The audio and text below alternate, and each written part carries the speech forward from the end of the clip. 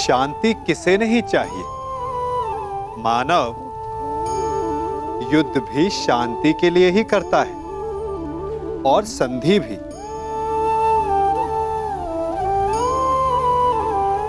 आप में से कुछ कहेंगे कि आगे बढ़ने के लिए सदा संघर्ष ठीक नहीं होता, संधि का मार्ग ठीक है, क्योंकि शक्तिशाली को परास्त करने के लिए हमारी भी शक्ति का क्षय होता है। वो शक्ति जिसे हम विकास में लगा सकते हैं, परंतु शक्तिशाली से मित्रता करने से पूर्व क्या ये जान लेना उचित नहीं कि शक्तिशाली का मंतव्य क्या है? कहीं उस संघर्ष से बचकर हम एक बड़े उत्पात को तो जन्म नहीं दे रहे। क्योंकि सर्प से मित्रता आपको शांति नहीं देती, अपितु सर्प को अवसर देती है कि भविष्य में वो आपको डस सके।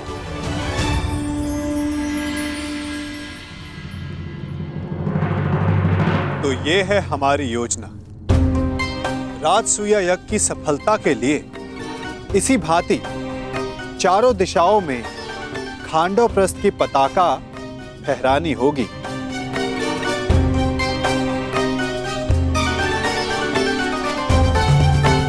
तभी आप सम्राट बन पाएंगे युधिष्ठिर।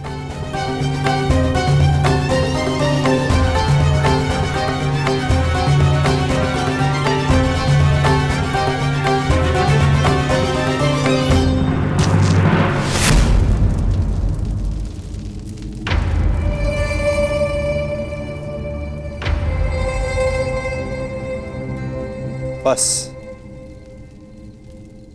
पूर्व दिशा में एक बाधा है।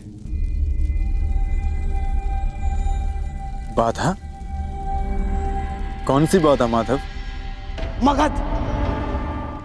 हाँ मेरे होने वाले सम्राट, यदि तुम्हें पूरे भारतवर्ष में अपने आप को सर्वशक्तिशाली सिद्ध करना है तो तुम्हें मगध पर अपना प्रभुत्व स्थापित करना ही होगा। और मगध का अर्थ है जरासंध।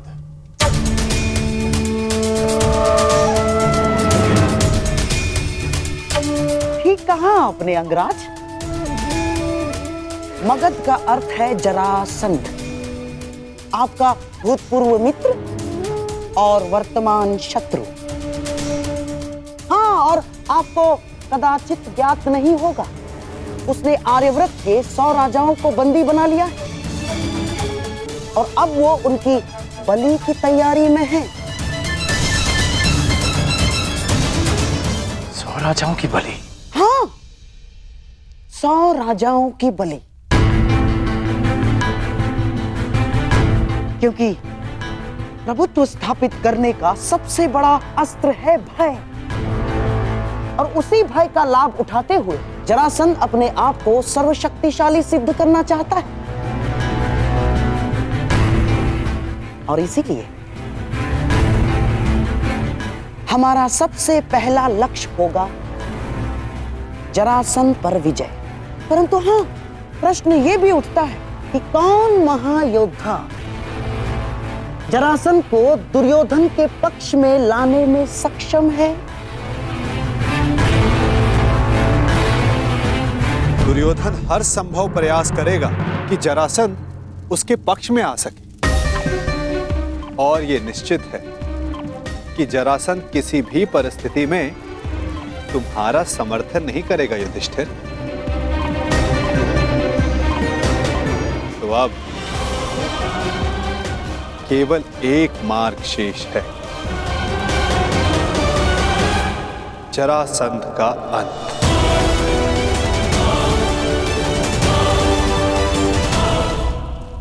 अर्थात आप उसका वध कर देंगे माधव? युधिष्ठिर, यदि जरासंध का वध मेरे हाथों होना होता तो मुझे 18 बार उससे युद्ध करने की आवश्यकता नहीं पड़ती। जरासंध का वध किसी और के हाथों लिखा है।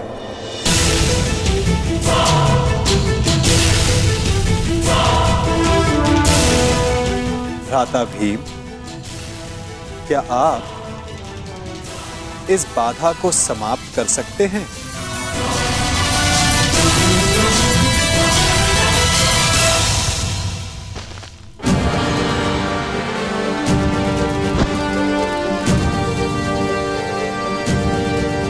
उत्तम। यदि इस प्रकार आप मेरी मंशा भांप लें तो प्रत्येक समस्या का समाधान निश्चित है। मैं वासुदेव की मंशा जानता हूं। वो किसी भी प्रकार जरासंध पर पांडवों की विजय प्राप्त करने का प्रयास करेंगे, परंतु तुम चिंता मत करना मित्र।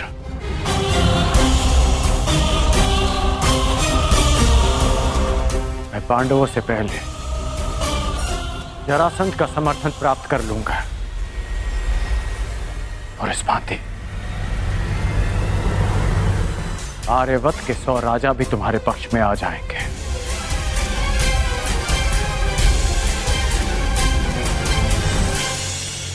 इससे पूर्व कि जरासंध दुर्योधन का समर्थन करे, उसका अंत आवश्यक है।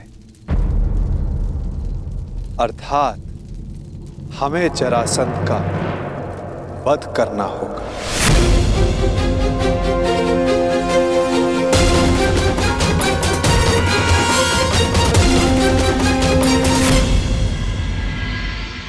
महाराज जरासंध की, महाराज जरासंध की, महाराज जरासंध की, महाराज जरासंध की,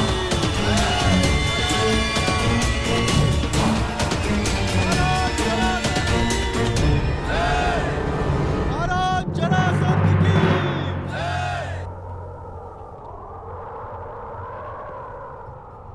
शतराज बलि प्रारंभ हो।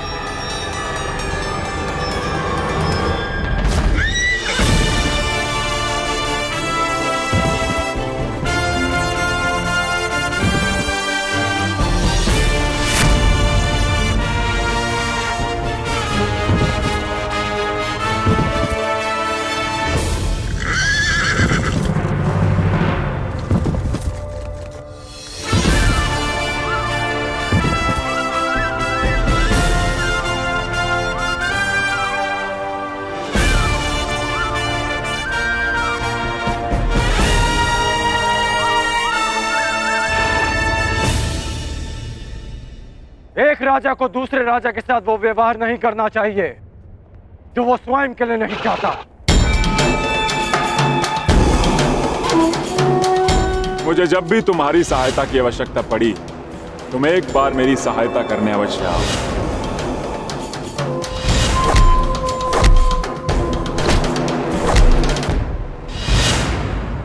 क्या कहकर पुकारूं तुम्हें?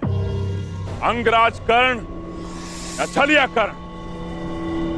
वचन भंग कर्ण या फिर मित्रता करके मित्रद्रोह करने वाला कर्ण।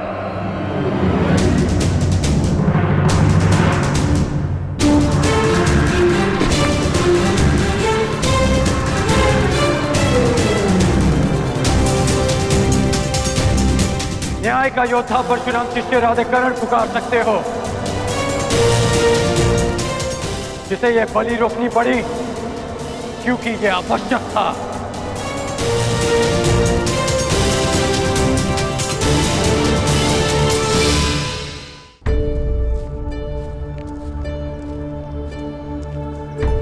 क्या आवश्यक है वासुदेव?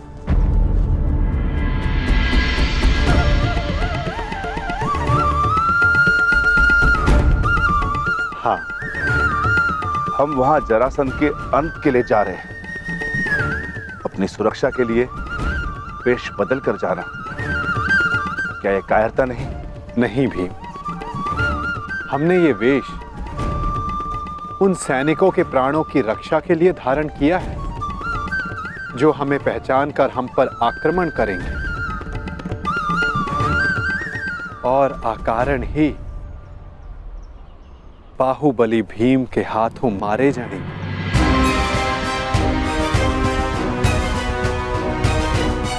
अब प्रस्थान करें। मुझे अभी भी प्रतीत होता है कि जो हम करने जा रहे हैं वो योद्धाओं की मर्यादा नहीं।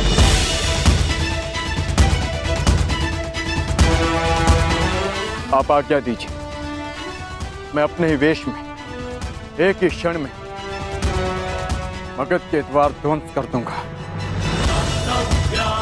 और जरासंध को भी धराशायी कर दूंगा।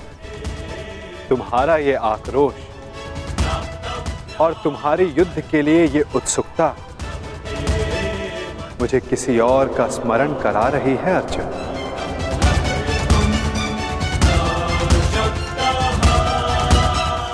इसका माधव है एक तुम जैसा, परंतु तुमसे पूर्णता भिन्न।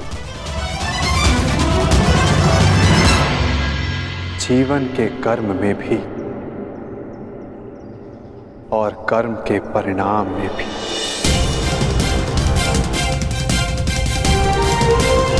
जरासंध, मैं मित्र दुर्योधन की ओर से तुम्हें सावधान करने आया हूं। शीघ्र ही तुम पर आक्रमण होने वाला है, इसलिए अपनी सुरक्षा का प्रबंध करो और हस्तिनापुर से संधि भी। और इस मित्रता का मोल क्या होगा?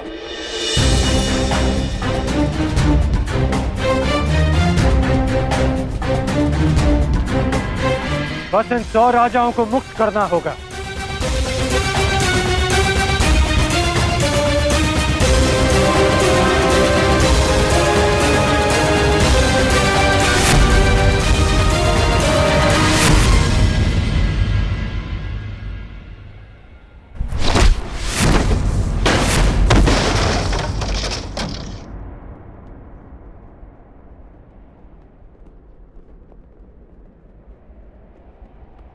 जरासंध तुम जैसे छल करने वालों से संधि नहीं करता,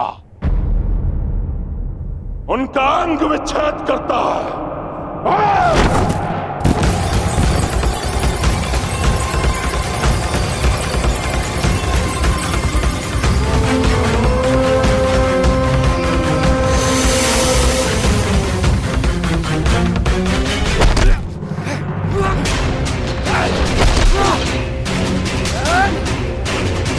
मेरी बात मानो, इन राजाओं को मुक्त कर दो जरासंध। और राजा की नहीं, एक तो एक राजाओं की बलि चढ़ेगी कर्ण।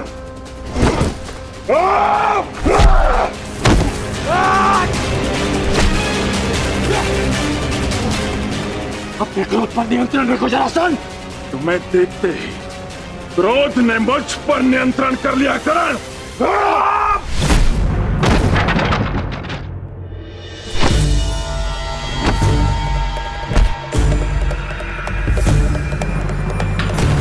रुक जाओ जरासंध, मैं तुम्हें सावधान कर रहा हूं। रुक तो तुम गए थे कर्ण, सहायता तो तुम मेरी करने आए थे। किंतु हाथ मिला बैठे उस छलिया कृष्ण से।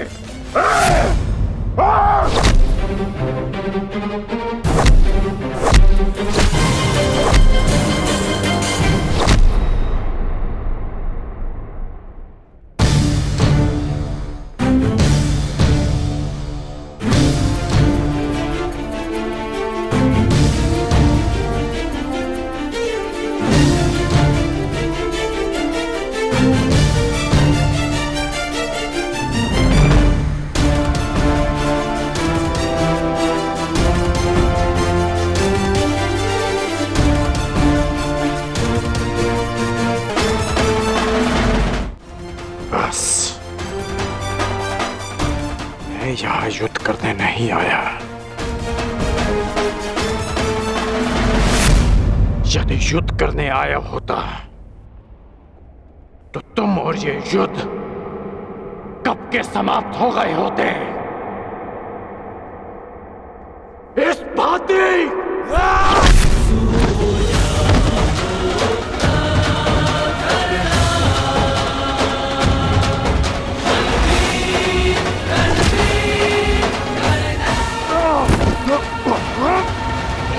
मैंने ना वचन भंग किया और ना छल किया।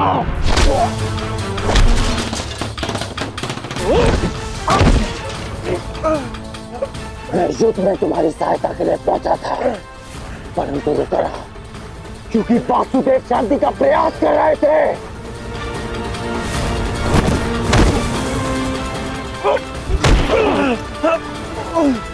तुमने एक निर्दोष की हत्या की, इसलिए मैंने युद्ध में सम्मिलित न होने का निर्णय लिया।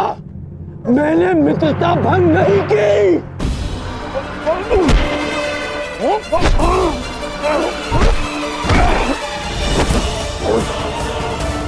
मेरे शत्रु के साथ खड़ा रहने वाला मेरा मित्र नहीं।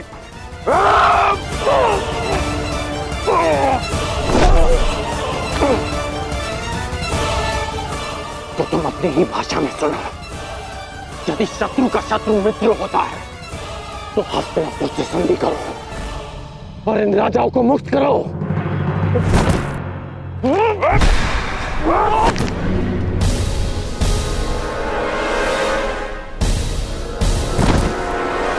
हाँ, तुम वासुदेव के विरुद्ध हो। नहीं, मैं वासुदेव के विरुद्ध नहीं, परंतु अपने मित्र दुर्योधन के साथ हूं, जो वासुदेव के विरुद्ध हैं। अब मेरी बात ध्यान से सुनो। तुम पे शीघ्र ही आक्रमण होने वाला है, इसलिए हस्तिनापुर से संधि करके दुर्योधन से मित्रता स्वीकार करो। कृष्ण का विरोध करने वाले के लिए 100 राजा क्या, मैं सहस्त्र राजाओं को छोड़ सकता हूं। मुझे तुम्हारी संधि स्वीकार है। अब ये सभी राजा मुक्त हैं।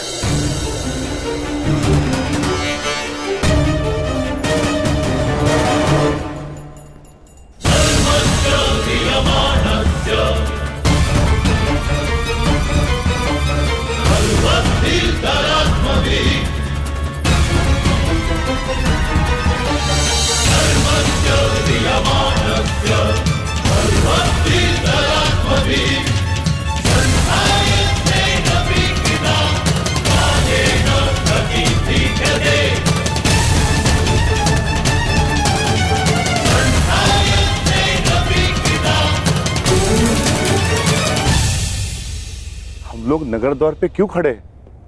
भीतर क्यों नहीं जा रहे वासुदेव? शांत विकोधर।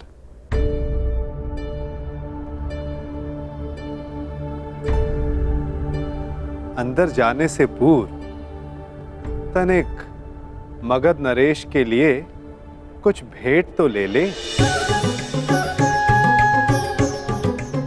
आओ, उनके लिए चलकर पुष्प ले ले। चलो।